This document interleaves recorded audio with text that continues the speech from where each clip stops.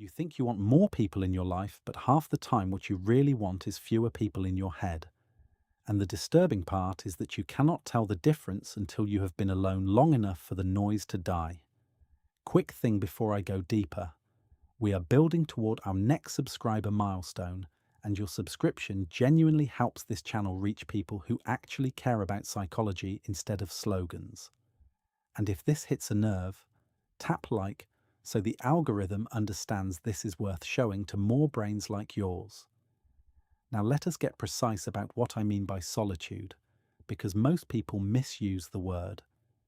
I'm not talking about being rejected. I'm not talking about loneliness. I'm talking about extended chosen solitude, where you are not performing, not managing impressions, not constantly reacting. If you have ever taken a long walk with no music and felt your mind get sharper and darker at the same time, you have tasted it.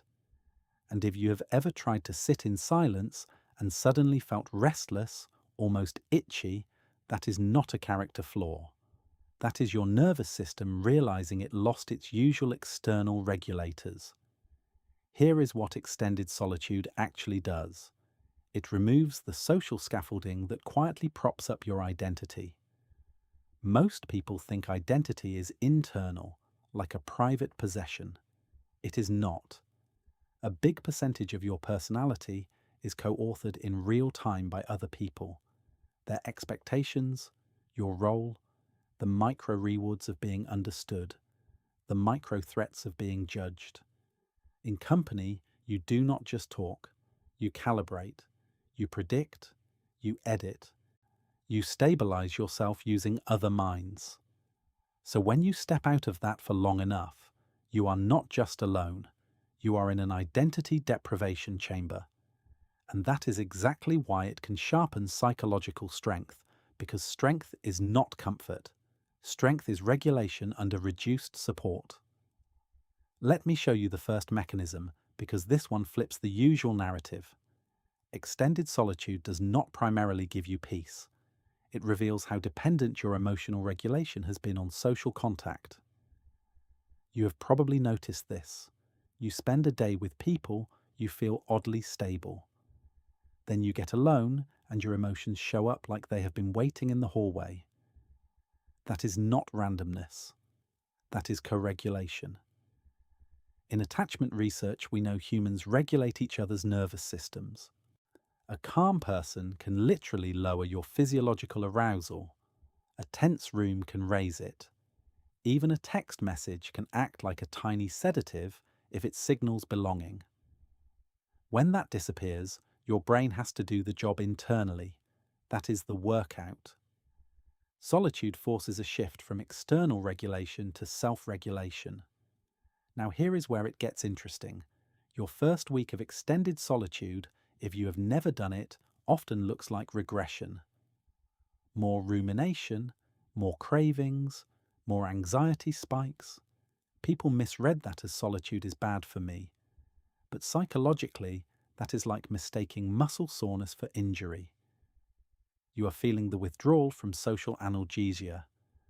Social contact is a painkiller, not metaphorically, neurologically. It engages opioid systems, it reduces threat responses. Take it away and your raw baseline shows.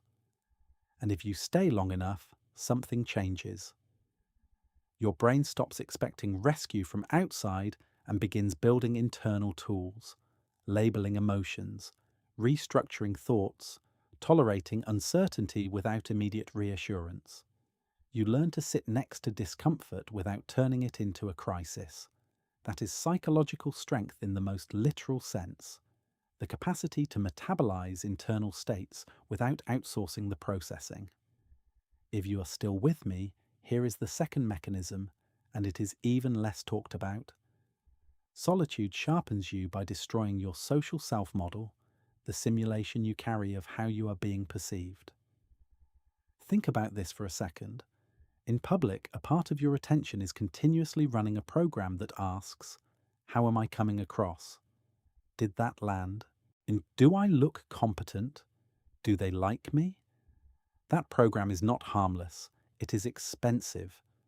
Cognitive scientists call this mentalizing or theory of mind, and it is useful, but it has a cost. It siphons working memory. It also biases your thinking towards social survival instead of truth. When you are around people, even people you love, your mind drifts toward what is safe to say, what is acceptable to believe, what will keep your position stable. Extended solitude starves that program. And at first, it panics. You will catch yourself rehearsing conversations that are not happening. You will draft imaginary explanations. You will argue with ghosts. This is your brain trying to maintain social orientation because, evolutionarily, being socially disoriented was dangerous. But after enough time, the simulation collapses. Not completely, but enough. And what you get back is cognitive bandwidth. You get longer uninterrupted chains of thought. You get the ability to hold contradictions without rushing to a socially palatable conclusion. This is why some people in solitude suddenly start reading harder books, thinking in systems, seeing patterns they could not see before. Their attention is no longer constantly taxed by impression management. Notice the pattern here. Solitude is not just rest. It is a reallocation of mental resources. It is like shutting down background apps you forgot were running, and this is why a lot of people are secretly afraid of it. Not because they will be bored, because they will think clearly enough to notice what they have been tolerating. Let me push this one step further with a detail most people never articulate. Social life does not only influence what you say, it shapes what you are able to want. Desires are contagious. Goals are socially suggested. Even your anxieties are, in a sense, culturally trained. When you remove the social field for long enough, your motivational system starts to decontaminate. You can test this in a simple way. After a few days of real solitude, you will notice cravings that do not feel like you. You will want to check your phone without any specific reason. You will want to buy something. You will want to hear noise. Those are not random urges. They are attempts to restore stimulation and social proximity, even in proxy form. And if you resist those impulses long enough, a quieter set of motivations emerges. Things you actually care about, not things you learned to chase, but do not romanticize it. The emergence of authentic motivation can feel like grief, because you realize how much of your drive was borrowed. Now I want to give you a third mechanism, and this is the one that separates people who become stronger in solitude from people who spiral. Extended solitude creates a high-resolution mirror, but not the flattering kind. In company, your self-image is constantly being corrected by feedback. People laugh, they disagree, they redirect you, they change the subject. That external friction keeps your internal narratives from becoming too weird. Alone, your narratives can run without interruption. And that is dangerous if you do not understand the rule. The mind will always choose a story over uncertainty. Always. If you do not give it a disciplined framework, it will generate meaning like a conspiracy theorist. It will interpret a bad mood as a sign your life is failing. It will interpret a quiet week as proof you are unlovable. It will manufacture urgency. So solitude strengthens you only when you learn narrative governance. That is the skill. Not positive thinking, not manifesting, governance. Can you notice a story forming and refuse to treat it as a command? Can you let uncertainty remain uncertain without rushing to an explanation that injures you? Here is what I have observed. People think psychological strength is having fewer negative thoughts. In reality, it is having a different relationship to thoughts. Solitude gives you a lab where the thoughts are louder, so you can finally study them. You start seeing the repetitive scripts, the same self-accusations with different costumes, the same catastrophizing logic, and once you see repetition, you can intervene. This is why journaling in solitude works when it works. Not because writing is magical, because it externalizes the narrative and reduces its hypnotic power. You turn a thought into an object, and objects can be evaluated. Stay with me, because the next part is where people either get the payoff or completely misinterpret what solitude is doing. Most people assume the point of extended solitude is independence, as in, I do not need anyone. That is immature. The deeper point is autonomy. I can be with others without being controlled by the need for them. Those are not the same. Independence can be a defense. Autonomy is a capacity. And now we hit the mid-video turn that recontextualizes everything. Solitude does not just train you to be alone. It trains you to return to people without losing your mind. Think about social life as a marketplace of attention and emotion. Every interaction is a trade. You give some attention, you receive some validation, you lose some freedom, you gain some belonging. If your internal regulation is weak, you will overpay. You will accept bad trades because you cannot tolerate the discomfort of walking away. You will stay in conversations you hate, relationships that drain you, group norms that shrink you, because being alone feels like death. Extended solitude changes your bargaining power, not in a macho way, in a neurological way.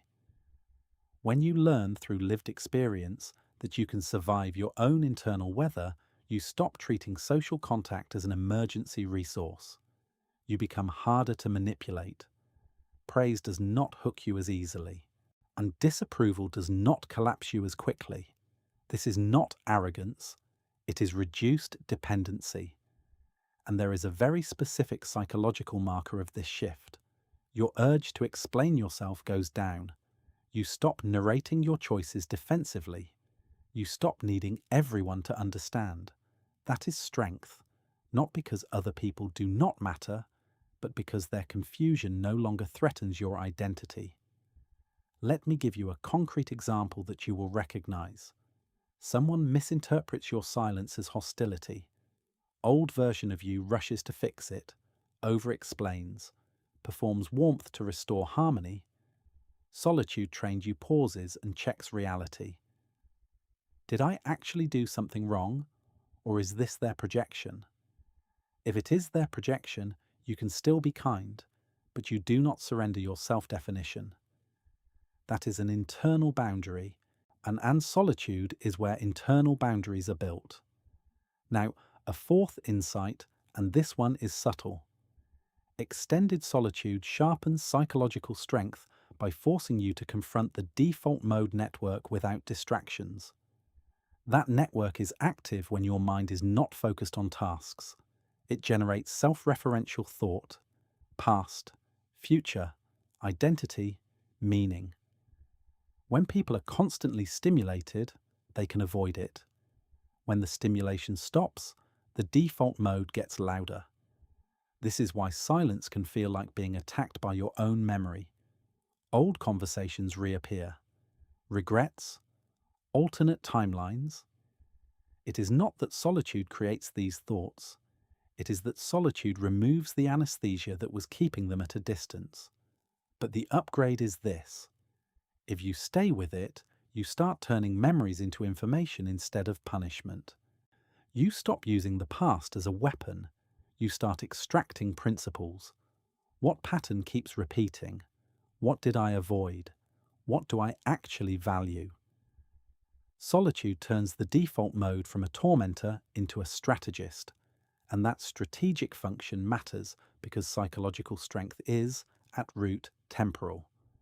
Weakness is being trapped in the present emotion as if it is the whole universe. Strength is the ability to widen the time horizon. To feel pain and still remember it is temporary.